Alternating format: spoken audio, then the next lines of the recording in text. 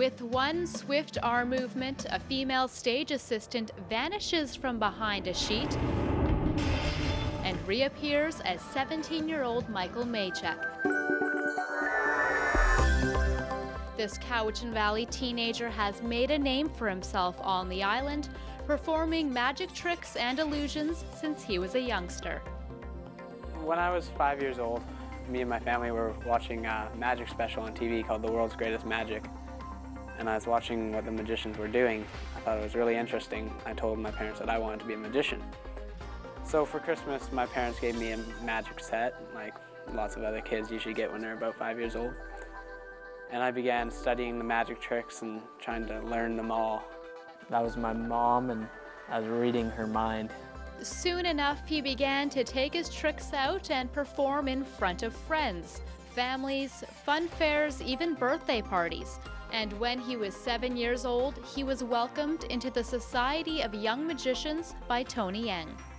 Tony was my idol, and he still is. He was considered one of the greatest magicians in the world, and he taught me everything I know. And Mike's family has been completely supportive when it comes to his passion for magic. The first few times at the Cowichan Theatre, he would be on stage, and I was nervous because I would introduce him.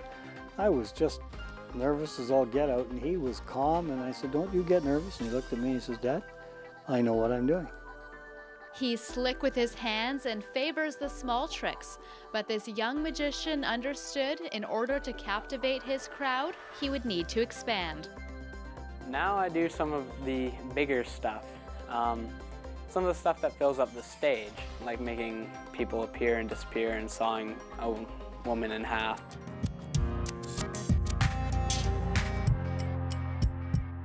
Most of my tricks come from dreams. Usually the night that I dream it, I wake up, I run right out, and I grab a pen and a piece of paper and I write it down. And from then on, I take my concept and I begin to work on it. I begin to expand and to grow and to think of how I can improve it.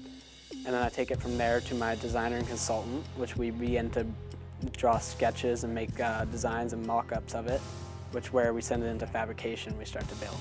We do a trick hours and hours, just showing me the same trick, and they give them feedback and we work on it just because it's got to look professional, right? What would you say is there a difference between the terms magic and an illusion? Magic, I think, is something that you feel. Magic's something that you don't know really how to explain it, but you feel that magic, that wonder, you feel like a kid again. An illusion would be something that deceives you, something that you don't see coming, something that fools your mind. The illusion happens in the mind, but magic happens in the heart.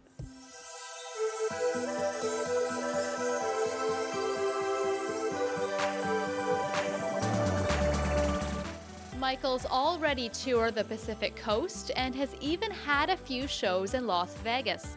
Now he's wrapping up his final year of high school, and then he's hoping to take his magic across Canada.